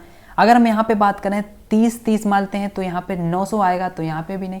अगर 20 मानते हैं 400 यानी 400 से ऊपर आएगा, बिल्कुल ऑप्शन नंबर डी होगा इस क्वेश्चन का राइट आंसर। उम्मीद करता हूँ आपको ये क्वेश्चन समझ में आया होगा। बहुत ही सिंपल था, ऑप्शन की मदद से आप with in second without any pen paper आप इस क्वेश्चन को सॉल्व कर सकते हैं। तो चलिए अगले क्वेश्चन की ओर बढ़ेंगे। अगला क्वेश्चन लिखा है एक पाइप एक होज को 8 घंटे में भर सकता है और दूसरा पाइप उसे 16 घंटे में खाली कर सकता है। यदि दोनों पाइप एक साथ खोल दिए जाएं तो होज भरने में लगने वाला समय होगा। अगर 8 घंटे में क्या करता है, 8 घंटे में एक पाइप है ए, हमने मान लिया 8 घंटे में क्या करता है, फिल करता है, और दूसरा पाइप है बी, वो क्या करता है 16 घंटे में खाली करता है। दोनों का अगर हम एलसीएम की बात करें, एलसीएम लें तो एलसीएम क्या आएगा, 16 आएगा, 8 दूनी 16 और यहाँ पे 16 1 16, 1 यूनिट निकालता है, 2 यूनिट ये भरता है। ठीक है, 2 यूनिट भरता है, 2 यूनिट फिल करता है। अगर हम बात करें दोनों एक घंटे में कितना काम करेंगे तो आप कहेंगे 1, तो 16 काम करना है तो 16 घंटे में वो कर जाएगा। ऑप्शन नंबर सी जो होगा इस क्वेश्चन का राइट हो। ये तो था एलसीएम मेथड, एलसीएम मेथड से मैंने सॉल्व किया। अगर आप फ्रैक्शन मेथड से इस क्वेश्चन को सॉल्व करना चाहें तो कैसे सॉल्व करेंगे, आपने देखा कि यहाँ पे 8 घंटे में भरता है, यानी 1/8 में भरेगा इसकी क्षमता, और यहाँ पे क्षमता किसकी ज़्यादा है, क्योंकि यहाँ पे क्षमता उसी की ज़्यादा है जो कम समय में करता है। कम समय में कौन करता है, 8 घंटे में, यानी एक पाइप करता है। बी पाइप यानी दूसरा पाइप वो 16 घंटे में करता है, इसका मतलब वो धीरे काम करता है, यानी 16 को बाद में लिखेंगे माइनस का 1/16 क्योंकि खाली करता है, माइनस का साइन। 16 एलसीएम लेंगे, 8 दूनी 16, 2 - 1 बराबर 1/16, यानी 16 घंटे में क्या कर देगा, खाली कर देगा, सॉरी भरने में समय लगेगा, यानी होज को भरने में 16 घंटे लगेंगे। उम्मीद करता हूँ क्वेश्चन समझ में आया होगा। अगले क्वेश्चन की ओर बढ़ेंगे। अगला क्वेश्चन है, यदि 3 आदमी 5 औरतें किसी काम को 12 दिन में कर सकते हैं तो उस कार्य को 6 आदमी और 5 औरतें कितने समय में पूरा करेंगे। तो इस क्वेश्चन को कैसे सॉल्व करेंगे, देखिए इस क्वेश्चन को हम कैसे सॉल्व करेंगे। जैसे यहाँ पे आपने देखा 3 मैन, या का मतलब है यानी 5 वुमेन, 3 आदमी की जो क्षमता है वो 5 औरतों के बराबर है। अगर 3 आदमी जितना काम करते हैं उतने 5 औरतें हों तो उतना काम वो करेंगे। ठीक है, तो यहाँ पे अगर मैन एंड वुमेन का रेशियो की बात करें तो यहाँ पे रेशियो जो आएगा 5:3 आएगा, यानी मैन जो है 5 हैं और औरतें कितनी हैं, 3 है। ठीक है, अगर हम बात करें तो यहाँ पे कि 3 आदमी ले लें या 5 औरतें, कुछ भी ले सकते हैं आप, दोनों से सेम आंसर आने वाला है। 12 दिन में काम करते हैं किसी काम को, तो 6 मैन प्लस 5 वुमेन कितने दिन में काम करेंगे, मैंने कहा x दिन में काम करने वाले। अगर हम m की वैल्यू रखें 5 और w यानी वुमेन की वैल्यू रखें 3, तो इस क्वेश्चन का x का जो मान है यहाँ से निकाल के आ जाएगा और वही हमारा क्या होगा, राइट आंसर बनेगा। तो हम m का मान रखेंगे 5 5 3 15, यानी 15 × 12। यहाँ पे हम m का मान रखेंगे 5 6 30 और 3 की मल्टीप्लाई 5 3 15, 30 और 15 कितना हुआ, 45 हुआ, गुणे x। 15 से काटेंगे 15 3 45, 3 से काटेंगे 4, 3 चौके 12, यानी 4 जो होगा x का मान होगा, यही इस क्वेश्चन का right answer, option number A जो होगा इस क्वेश्चन का राइट आंसर बनेगा। ऑप्शन नंबर ए जो होगा इस क्वेश्चन का राइट आंसर बनेगा। तो अगले क्वेश्चन की ओर बढ़ेंगे। अगला क्वेश्चन लिखा है 64 की पावर 1/6 को सरल कीजिए। 64 की पावर 1/6 यानी 64 जो है, 64 क्या होता है, इसको 2 6 बार लिखेंगे तो 64 होता है। ठीक है, 6 बार लिखेंगे, यानी 2 की पावर 6 ही होता है 64, और उसके पावर लिखा है 1/6, तो 6 से 6 कटेगा, क्या आंसर आएगा, 2 जो होगा इस क्वेश्चन का राइट आंसर बनेगा। उम्मीद करता हूँ क्वेश्चन समझ में आ गया होगा। तो अगले क्वेश्चन की ओर बढ़ेंगे। अगला क्वेश्चन है 999 995 अपॉन 999 इंटू 999, यानी 999 सही 995/999 गुणे 999। अगर हम बात करें यहाँ पे देखें, आपने देखा कि 999 लिखा है, 999 इस फ्रैक्शन को ये जो मिक्स फ्रैक्शन लिखी है इसको हम इस तरीके से लिख सकते हैं, इसको हम इस तरीके से लिख सकते हैं। कैसे लिख सकते हैं, ऐसे लिख सकते हैं, हाँ कि ना। और यहाँ पे जो मल्टीप्लाई है जो इसको हम बाहर लिखते हैं, ऐसे लिख सकते हैं, लेकिन आपको कंफ्यूज करने के लिए इस तरीके से लिखा गया। आप इसमें मल्टीप्लाई करना लग जाएं और आप इस क्वेश्चन को सॉल्व ना कर पाएँ, तो इस तरीके से आपको कंफ्यूज करने का केवल एक रास्ता बनाया गया है। आप इस क्वेश्चन को कैसे सॉल्व करेंगे, यहाँ पे देखा कि 999 है, 999 को हम लिख सकते हैं, 999 को क्या लिख सकते हैं, 1000 माइनस 1 लिख सकते हैं, हाँ कि ना, बिल्कुल। तो अगर हम इसकी मल्टीप्लाई यहाँ पे प्लस लगाएंगे, 995 मल्टीप्लाई बाद में करते हैं, पहले लिख लेते हैं। ठीक है, इस तरीके से 999 बाहर। अगर हम बात करें इसमें, अगर मल्टीप्लाई करें यहाँ पे 999 की मल्टीप्लाई करेंगे यहाँ पे, तो 999 की मल्टीप्लाई 1000 में होगी, तो 9 3 बार आएगा, 3 0 आएंगे, हाँ कि ना, माइनस के 9 9 9 यही आएगा, प्लस का 9 9 5 यही आएगा, बटे 9 9 9 मल्टीप्लाई में 9 9 9 यही तो है। ठीक है, 999 999 कट जाएंगे। आपने देखा कि 999 माइनस के 995, तो ये बड़ा है कितना, 4, यहाँ पे माइनस के 4 आएंगे। अगर दोनों को हम माइनस करें तो 9, यहाँ पे 99 क्या लिखा है, 9,99,000, तो 9,99,000 से अगर 4 माइनस करेंगे, यहाँ से कैरी लेंगे, यहाँ पे 10 10 में से 4 जाएगा 6, तो यहाँ पे ऑप्शन नंबर ए में ही 6 है। यानी यूनिट डिजिट क्या है, 6 एक ही ऑप्शन में आप यूनिट डिजिट से सोल्व कर सकते हैं। अदरवाइज आप 9,99,000 से 4 माइनस करेंगे तो 9,98,996 आएगा। तो उम्मीद करता हूँ क्वेश्चन आपको समझ में आ गया होगा। अगले क्वेश्चन की ओर बढ़ते हैं। अगला क्वेश्चन आपके सामने है, लिखा है 3a बराबर 2b बराबर 4a 4c है, तो a ratio b ratio c क्या है। आप इस क्वेश्चन को कैसे सॉल्व करेंगे देखें। आप इस क्वेश्चन को कैसे सॉल्व करेंगे देखें। आप ऐसे क्वेश्चन सॉल्व करने लग जाएंगे। आप कहेंगे a/b का हम क्या करेंगे, हम यहाँ पे रेशियो निकालेंगे, यानी a b को इधर लाएंगे a के नीचे, और 3 जो है वो 2 के नीचे ले जाएंगे। आप यही करेंगे, और फिर आप क्या करेंगे, इन दोनों को इक्वेशन को सॉल्व करेंगे। पहले आप इन दोनों को करेंगे, फिर इन दोनों को करेंगे, यानी b और c का रेशियो निकालेंगे। यहाँ पे 4/2 यानी 2/1 आएगा। आप फिर मैच करेंगे, यानी 3 b जो है 3 है, यहाँ पे b जो है वो 2 है। अगर यहाँ पे हम 3 की मल्टीप्लाई कर दें दोनों ऊपर नीचे, तो 6/1 आ जाएगा, 3 आ जाएगा। और अगर हम यहाँ पे मल्टीप्लाई 2 की कर दें तो आप कहेंगे 4/6 आ जाएगा, यही कहेंगे। फिर आप 4/6/3 जो होगा कहेंगे आंसर होगा। इतना टाइम लगाएंगे, हाँ कि ना। तो आपको ऐसे सॉल्व नहीं करना। अगर आपको इस तरीके से आपको दिया जाए तो आप ऑप्शन की हेल्प से कर सकते हैं। आप 3 2 4 का 4 को देखेंगे और इनका एलसीएम 12 बनता है। 12 दोनों 12 बनाना है, तो इसमें मल्टीप्लाई किसकी करेंगे, 12 बनेंगे, 3 चौके 12 यानी 4। तो देखो आप 4 ऑप्शंस में 4 किस में, एक ही ऑप्शन में आप टिक कर सकते हैं। अदरवाइज आप दूसरा चेक कर सकते हैं। अगर दूसरे ऑप्शन में 4 दे दिया जाता है तो आप कंफ्यूज हो जाते हैं कि कौन सा लगाएं। फिर 2 का पहाड़ा 12 में जाते हैं, कितनी बार, 6 बार, 2 छंग 12, फिर 6। अगर 2 ऑप्शन में 4 6 मिल जाते हैं, फिर तीसरे ऑप्शन को चेक कर लेते हैं, 4 3 12। तो ऑप्शन नंबर सी इस क्वेश्चन का राइट आंसर बनेगा। उम्मीद करता हूँ इस क्वेश्चन को आप समझ पाए होंगे। अगले क्वेश्चन की ओर बढ़ेंगे। 23, यदि एक निश्चित राशि पर दूसरे वर्ष प्राप्त चक्रवृद्धि ब्याज 1200 है, तो उसी राशि पर 10% ब्याज दर से चौथे वर्ष का चक्रवृद्धि ब्याज बताएं। अगर 2 वर्ष में चक्रवृद्धि ब्याज अगर इतना है, तो तीसरे वर्ष चौथे वर्ष का चक्रवृद्धि ब्याज निकालना है। अगर दूसरे वर्ष हमें 1200 मिल रहा है, तो 10% और मिलेगा तीसरे वर्ष, यानी 10% इसका निकालेंगे तो कितना बनेगा, 10% अगर हम निकालेंगे तो आप कहेंगे 120 बनता है। तो तीसरे वर्ष कितना ब्याज हो जाएगा, तो आप बोलेंगे 1200 में 120 प्लस करेंगे तो 1320 हो जाएगा। 1320 ये थर्ड ईयर में मिलेगा, और फोर्थ ईयर में जो मिलेगा वो क्या होगा, तो फोर्थ ईयर में निकालेंगे तो उसका भी 10% निकालेंगे।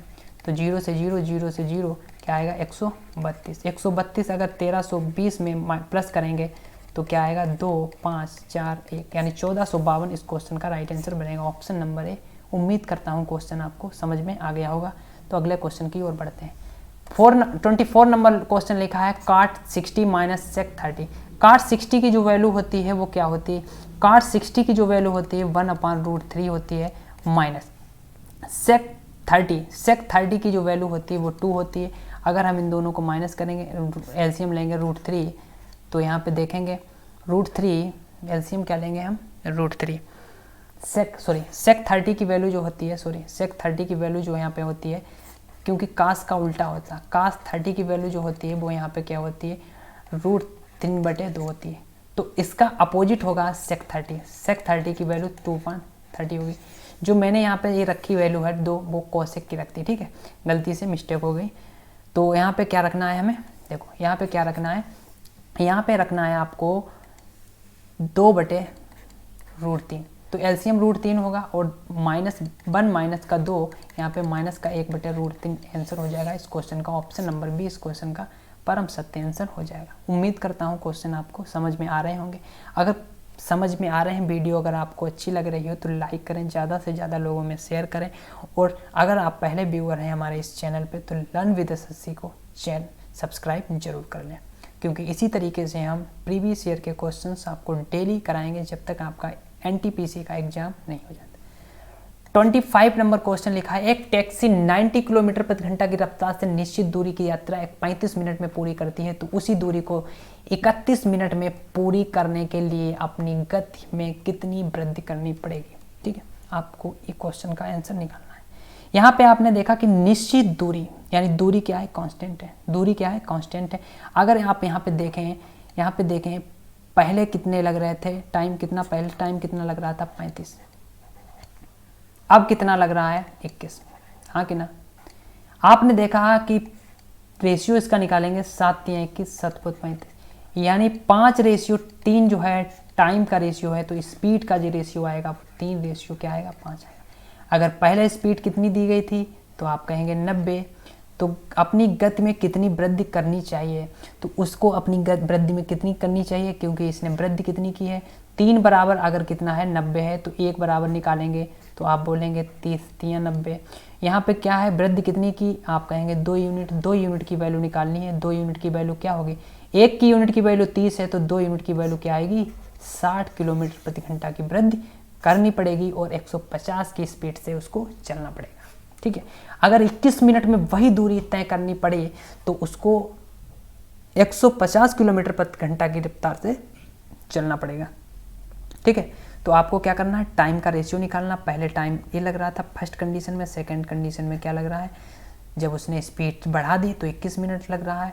तो अगर इनका रेशियो की बात करें 5:2 और टाइम जो होता है वो स्पीड होती है, टाइम का रिवर्स होता है, तो 3:5 हो जाएगा। 3 की वैल्यू 90, 1 की वैल्यू 30 हो जाएगी। हमें निकालनी कितनी 2, क्योंकि 2 यूनिट इंक्रीज हो रही है स्पीड, तो 2 यूनिट की वैल्यू 60 आ जाएगी, यानी 60 किलोमीटर प्रति घंटा इस क्वेश्चन का राइट आंसर बनेगा। अगले क्वेश्चन की ओर बढ़ते हैं 26। यदि 17/3 यानी 17/3 प्लस, फिर यहाँ पे ब्रैकेट में लिखा है 3 × 2x - 5/3 ब्रैकेट, फिर बड़ा ब्रैकेट /2 बराबर 1/6 x का मान निकालना है। कैसे निकालेंगे देखिए, 17/3 प्लस, फिर इसको आप सोल्व करेंगे कैसे, 3, यहाँ पे आपने देखा कि एलसीएम मिलेगा 3, एलसीएम क्या होगा 3 होगा, और 3 की मल्टीप्लाई 3 दूनी 6x - 5, 6x - 5 बड़ा ब्रैकेट /2 बराबर 1/6। 3 से 3 क्या हो जाएगा, कैंसिल हो जाएगा। 3 से 3 क्या हो जाएगा, कैंसिल हो जाएगा। 17/3 प्लस डिवाइड में 2, ऊपर क्या बचेगा 6x - 5, यही बचेगा बराबर 1/6। एलसीएम क्या होगा 6 होगा, 6 एलसीएम लेंगे तो यहाँ पे 2 की मल्टीप्लाई 17 दूनी 34 प्लस का 3 की मल्टीप्लाई 6 3 18x माइनस के 5 3 15 बराबर 1/6। 6 से 6 कैंसिल हो जाएगा। 34 से क्या माइनस करेंगे, 34 से 15 माइनस करेंगे तो क्या बचेगा 15 19 बचेगा, सॉरी 15 दूनी 30, 15 बचेगा। 15 और 4 कितना होता है, 15 4 19 होता है। 15 4 क्या होता है 19 होता है। तो इसमें कहीं गलती कर रहे हैं हम, 19 तो नहीं आना चाहिए। ठीक है, हाँ 19 आता है, ठीक बिल्कुल सही है 19 आएगा। यहाँ पे 19 प्लस 18x 19, ठीक है 19 प्लस 18x बराबर इधर 1 बचेगा। अगर हम बात करें 18x इधर ही रहेंगे, 19 को इधर ले जाएंगे, 1 माइनस का 19 कितना बचेगा 18 किसका माइनस का, 18 से 18 कैंसिल करेंगे तो x की वैल्यू माइनस का 1 आएगा। इस क्वेश्चन का right answer option number D बनेगा। ऑप्शन नंबर डी होगा इस क्वेश्चन का राइट आंसर। नेक्स्ट क्वेश्चन है 4 अंकों की सबसे बड़ी संख्या जो 93 से पूरी तरह विभाजित होती है क्या होगी। 4 अंकों की सबसे बड़ी संख्या आप बतानी है जो 93 से क्या हो जाएगी विभाजित हो जाएगी। 4 अंकों की सबसे बड़ी संख्या क्या होगी, तो 4 अंकों की जो बड़ी संख्या होती है 9 9 9 4 बार यही होगी। तो आप बोलेंगे कि आप इस क्वेश्चन को 9,999 होगी। 4 अंकों की सबसे बड़ी जो 93 से पूरी विभाजित हो जाती है, तो क्या है वो, क्या वो है। ठीक है, वहाँ पे क्या नहीं यहाँ पे पूछा गया है, इसके अंकों का योग पूछा गया तभी यहाँ पे दिया गया है। ऑप्शंस गलत लिख दिए, ऑप्शंस यहाँ पे गलत लिख गए हैं। ठीक है, चलिए इसको क्वेश्चन को छोड़ते हैं, इसमें मिस्टेक है। ठीक है, अगले क्लास में हम करा देते हैं इस क्वेश्चन को। इस क्वेश्चन में गड़बड़ी है, यहाँ पे सेंटीमीटर दिया गया, कोई नंबर सेंटीमीटर, इन नंबर्स की कोई यूनिट नहीं होती। ठीक है, यहाँ पे क्वेश्चन गलत है। चलिए अगले क्वेश्चन की ओर बढ़ते हैं। नेक्स्ट क्लास हम जब करेंगे तो हम डिस्कस कर लेंगे इस क्वेश्चन को। ओके, कोई प्रॉब्लम वाली बात नहीं है। अगला क्वेश्चन है, हाँ यहाँ पे ऑप्शंस इसके लिख गए थे लेकिन उसके ऑप्शंस नहीं थे। चलिए इसको सॉल्व कर लेते हैं। ऑप्शंस हम जो भी आंसर आएगा वो सही आएगा। 4 अंकों की संख्या क्या है? 9999, हाँ कि ना? ठीक है, तो आपको क्या करना है? 93 से पूरी विभाजित करो इसको। 93 से विभाजित होनी चाहिए। 93 एकन 93, हाँ कि ना? तो कितना यहाँ पे बचा? 6, तो 9 जाएगा, नहीं जाएगा, न जाने का 0, फिर 9 लिया, फिर कितने बार जाएगा? 9 7 63, 7 बार जाएगा, 7 3 21, 2 बचा, 9 7 63 63 64 65, कितना बचा? 8, यहाँ पे 4, यही बचेगा 48। यानी 48 जो रिमाइंडर है वो क्यों बच रहा है? इसका मतलब जो 9999 संख्या है वो पूरी तरीके से विभाज्य नहीं है 93 से। तो इट मीन्स अगर 48 जो है 9999 से माइनस कर दें तो ये पूरी विभाजित हो जाएगी, हाँ कि ना? बिल्कुल हो जाएगी। अगर हम इसको माइनस कर दें तो आप बोलेंगे बिल्कुल विभाजित हो जाएगी, क्योंकि 9999 इसलिए नहीं विभाजित हो रही क्योंकि 48 नंबर इसमें एक्स्ट्रा है। तो 9951 जो होगी वो 4 अंकों की सबसे बड़ी संख्या होगी जो 93 से पूरी विभाजित हो जाएगी। अगर इनके अंकों का योग पूछा गया है तो इनके अंकों का योग आप बता सकते हैं। 9 दूनी 18, 18 और 5 कितना? 23, 23 और 1 24, यानी 24 जो होगा इस क्वेश्चन का right answer option number C था। लेकिन इसमें यूनिट आपको गायब करनी पड़ेगी, यहाँ पे सेंटीमीटर वगैरह कुछ नहीं लिखना पड़ेगा। उम्मीद करता हूँ क्वेश्चन आपको समझ में आया होगा। अगले क्वेश्चन की ओर बढ़ेंगे। एक वृत्त के केंद्र में वृत्त की किसी जीवा की लंब दूरी 16 सेंटीमीटर, यदि वृत्त का व्यास 40 सेंटीमीटर तो जीवा की लंबाई, ये वृत्त है आपके सामने ड्रॉ कर दिया। तो अगर यहाँ पे वृत्त का केंद्र क्या है? ओ मान लेते हैं। यहाँ पे कहा गया है किसी जीवा की लंबाई, यहाँ पे जीवा ड्रॉ करते हैं, ठीक है, ये जीवा हो गई। तो जीवा की लंब की दूरी, जीवा की लंब की दूरी, यहाँ पे लंब डालते हैं, लंब डाल दिया 90 डिग्री का, यहाँ पे 16 है, ठीक है। अगर यहाँ पे हम इसको मिला दें रेडियस, ये रेडियस हुई, व्यास 40 है तो रेडियस कितना होगा? आधा हो जाएगा, 20 हो जाएगा। हमें क्या निकालना है? इसमें कहा गया जीवा की लंबाई। अगर हम इसको ओ मानते हैं, इसको ए मानते हैं, इसको बी मानते हैं, लंब यम पे पॉइंट पे काटता है और लंब जब भी जीवा को 2 भागों में क्या बराबर में डिवाइड करता है। लंब जो है जीवा को 2 भागों में समद्विभाजक करता है, यानी 2 भागों में डिवाइड करता है। तो अगर यहाँ पे पाइथागोरस प्रमेय लगाएं, अभी मैंने आपको बताया कि 90 डिग्री एंगल यानी राइट एंगल ट्रायंगल जब भी बने, अगर दो उसमें टर्म दिए गए, 2 नंबर दिए गए हों तो आपको पाइथागोरस प्रमेय। तो पाइथागोरस प्रमेय क्या होती है? कर्ण का स्क्वायर बराबर परपेंडिकुलर यानी लंब का स्क्वायर प्लस आधार का स्क्वायर, यही करेंगे। यहाँ पे कर्ण दिया गया 20 का वर्ग कितना होता है? 400 होता है। लंब दिया गया 16 का वर्ग कितना होता है? 256 होता है। प्लस आधार निकालना है तो आधार का स्क्वायर हम ऐसे ही HT रखेंगे। अगर यहाँ पे बात करें, यहाँ पे 256 400 से जाएगा, 400 से 200 जाएगा, 200 बचेगा, और 200 से 56 जाएगा तो बचेगा 144। 144 जो होगा बराबर आधार का स्क्वायर, यही होगा ना। अगर आधार का यहाँ स्क्वायर हटाएंगे, यहाँ पे रूट लग जाएगा, यानी यहाँ पे 144 हो जाएगा बराबर आधार, यही हो जाएगा। आधार यहाँ पे निकल के आएगा 12, आधार जो निकल के आएगा 12, यानी अगर 12 है तो ये भी 12 है। जीवा की लंबाई पूछी गई है तो 24 आएगा, 12 दूनी 24 सेंटीमीटर इस क्वेश्चन का राइट आंसर बनेगा। उम्मीद करता हूँ क्वेश्चन आपको समझ में आ गया होगा। अगर समझ में नहीं आया है तो आप इस वीडियो को रिपीट करके देख सकते हैं, ठीक है। तो कोई प्रॉब्लम वाली बात नहीं है। चलते हैं अगले क्वेश्चन की ओर। लिखा है 29 नंबर, प्रकाश स्तंभ के शीर्ष से 2 जहाज़ों का अवनमन कोण पूर्व की तरफ 45 व 30, यदि जहाज 100 मीटर पृथक हो तो प्रकाश स्तंभ की ऊंचाई बताएं। प्रकाश स्तंभ की ऊंचाई बताएं। जैसे मैंने आपसे कहा कि देखो यहाँ पे जब भी कभी आपके 2 एंगल दिए गए हो तो आपको टेंशन लेने की ज़रूरत नहीं, तो आपको इतना बेहतरीन कंसेप्ट बताएंगे कि आप शॉक्ड हो जाएंगे। देखें कैसे, जब भी कभी आप देखें इस तरीके से बने हो तो आपको फिगर तो आपको मालूम है कि इस तरीके से बनेगा, हाँ कि ना, लेकिन आपको यहाँ पे कंफ्यूज हो जाएंगे कि यहाँ पे 30 रखें कि यहाँ पे 30 रखें, यहाँ पे 45 रखें कि यहाँ पे 45 रखें। लेकिन आपको बता दें कि अगर जैसे जैसे हम यहाँ पे बढ़ते हैं, जैसे जैसे बढ़ेंगे तो ये जो खंबा है यहाँ पे 90 डिग्री का एंगल बनता है, 90 डिग्री, यानी ये 90 डिग्री की ओर आकर्षित होगा, यानी बड़ा होता जाएगा।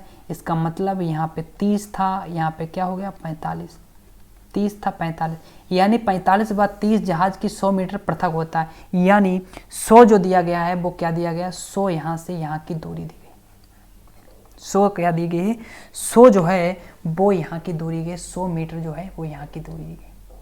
और यहाँ की हम क्या मान लेते हैं, x मान लेते हैं।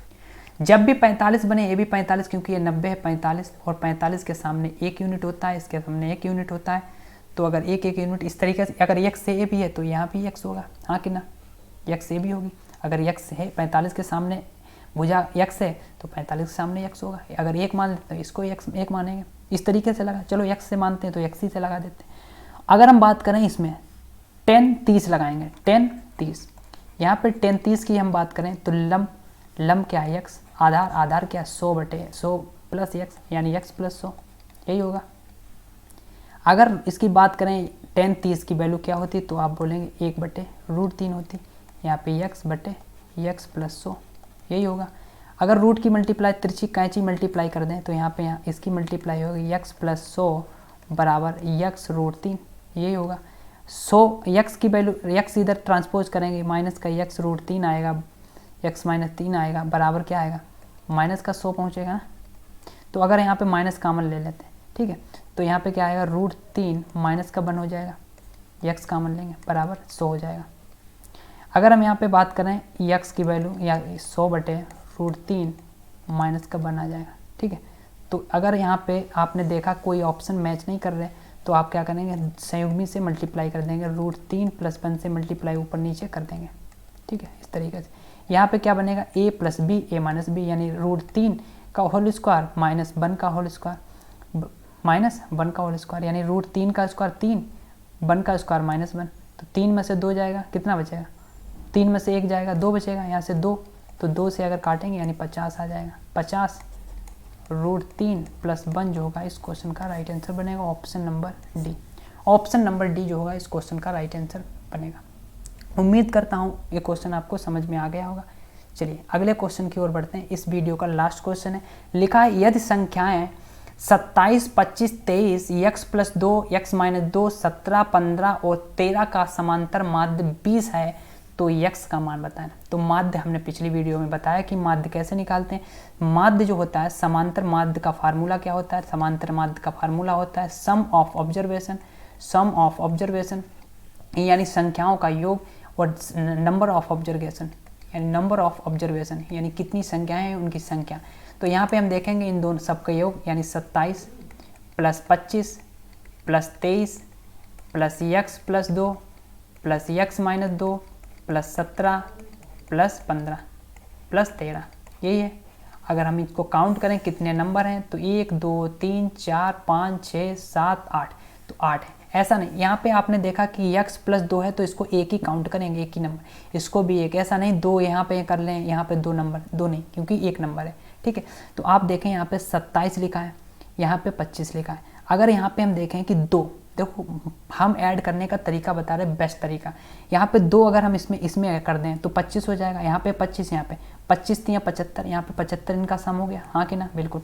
2 से 2 कैंसिल हो गया, फिर यहाँ पे क्या करेंगे 2x कर देंगे, प्लस यहाँ पे देखा आपने 17 से 2 यहाँ पे कर देंगे 15 ये भी हो जाएगा, 2 यहाँ से उठा के इसमें शिफ्ट कर देंगे, तो 15 या 45, यहाँ पे क्या आ जाएगा 45 आ जाएगा, हाँ कि ना, बिल्कुल। 75 में 5 जोड़ेंगे कितना 80 और 40 120 हो जाएगा, 120 + 2x/8। समांतर माध्य बराबर है, चल रहा है सारा समांतर माध्य, लेकिन माध्य भी दिया गया है 20 दिया गया है। 20 बराबर 120, 2x/8 लिखा है, 8 की मल्टीप्लाई यहाँ पे करेंगे, 8 दूनी 16, 160 और बराबर 120 प्लस का 2x। अगर हम यहाँ से x की वैल्यू निकालें 120 160 से माइनस होंगे, कितने बचेगा 40 और 2 का भाग लगेगा, x की वैल्यू क्या निकल के आएगी, यहाँ से 20 निकल के आएगी। यानी ऑप्शन नंबर बी जो होगा इस क्वेश्चन का परम सत्य आंसर होगा। ऑप्शन नंबर बी जो होगा इस क्वेश्चन का राइट आंसर होगा। उम्मीद करता हूँ आपको क्वेश्चन अच्छे से समझ में आ गया होगा। तो आज का ये लास्ट क्वेश्चन था, और अगर आपको वीडियो ये पसंद आई हो तो लाइक करें, ज़्यादा से ज़्यादा लोगों में शेयर करें, और अगर आप पहले व्यूअर हैं तो चैनल को सब्सक्राइब करना ना भूलें। तो आज के लिए हम इतना ही रखते हैं, मिलते हैं अगली वीडियो में, तब तक के लिए बाय बाय, टेक केयर, धन्यवाद।